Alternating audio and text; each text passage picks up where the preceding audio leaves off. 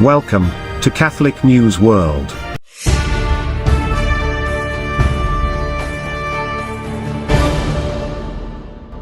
Welcome to Catholic News World. Please subscribe to our channel. My name is Steph. Here are this week's breaking news headlines. According to reports, the government of Nicaragua has arrested about 13 priests. Vatican News released that 7 of the priests were subsequently exiled and sent to Rome. Of the group of priests detained in Nicaragua, 7 were exiled this Wednesday, August 7th, and sent to Rome, where they arrived Thursday afternoon.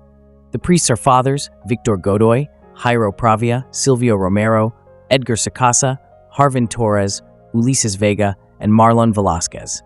The information was confirmed the same day in the afternoon by Nicaragua's government in a press release that stated, 7 Nicaraguan priests have left Nicaragua for Rome, Italy. The priests belonged to the dioceses of Matagalpa and Esteli and were being held at the Nuestra Señora de Fatima Seminary in Managua. According to Nicaraguan media, the administrator of the Diocese of Esteli, Father Frutos Valle, who was detained on July 26th, was not among those expelled from the country. This is the 5th time Nicaragua has exiled groups of priests.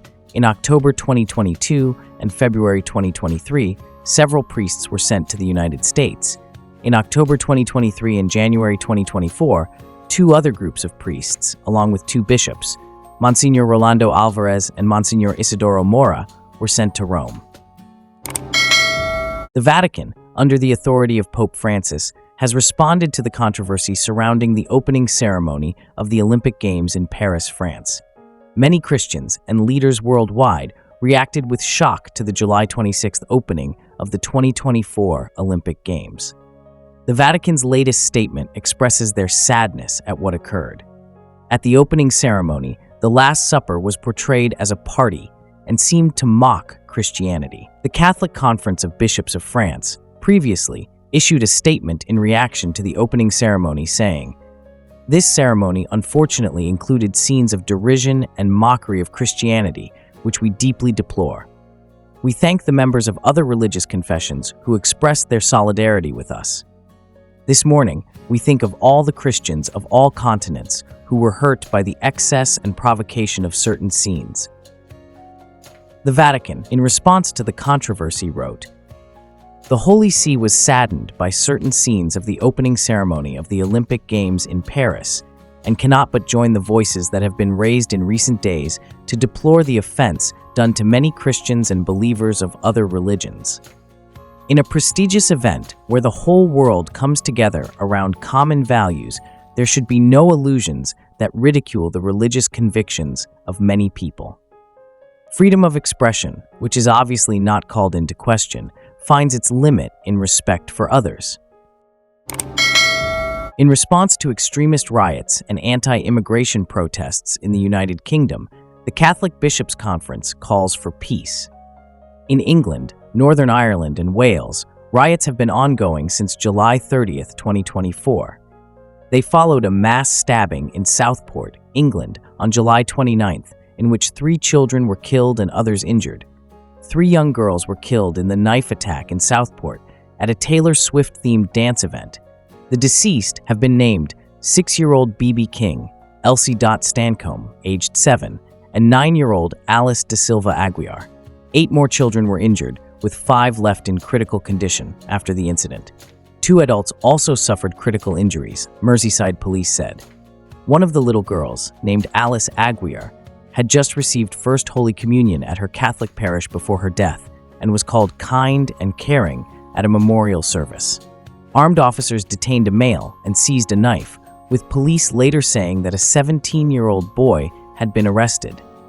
The attack is not being treated as terror-related, police said. The attacker was falsely alleged on social media to be an asylum seeker. Bishop Mechelinen condemned the violence directed against migrants following the attack. The lead bishop for migrants and refugees, Bishop Paul Mechelinen, has condemned the riots, saying such violence threatens the values of our society. "I condemn the appalling violence over the past week, especially that directed at migrants and their places of residence," said Bishop Mechelinen. They demonstrate a complete disregard of the values which underpin the civil life of our country. He went on to praise charities, faith groups, and volunteers who work in the community to welcome migrants and refugees. Today and always, we need to continue to pray, work, and stand together for peace in our country. The actions of the few involved in violence stands in stark contrast to the work of charities, church groups, and volunteers who tirelessly extend the hand of welcome to migrants in acts of solidarity. We hope and pray that they will redouble their efforts so that we can rebuild communities after the terrible events of the last few days. Bishop McAleenan had a particular message for refugees and those working for the emergency services.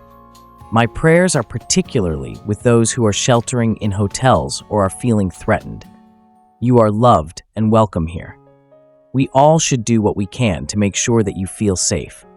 My prayers are also with the emergency services who selflessly continue to work despite the risks. Thank you for all that you do in the service of the common good. In the aftermath of the horrific Southport attack, Bishop Tom Nayland, Auxiliary Bishop of Liverpool, stood in solidarity with other faith leaders in Merseyside to call for peace.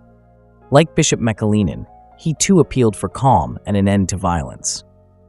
Archbishop Malcolm McMahon said, "We hold in our thoughts and prayers all those involved in the major incident in Southport. For those who have been injured, for those who are parents, family, and friends of the injured, for all involved in the emergency services, we pray for God's blessing, God's peace, and God's presence today." Thanks for watching, and please subscribe to Catholic News World's channel. God bless.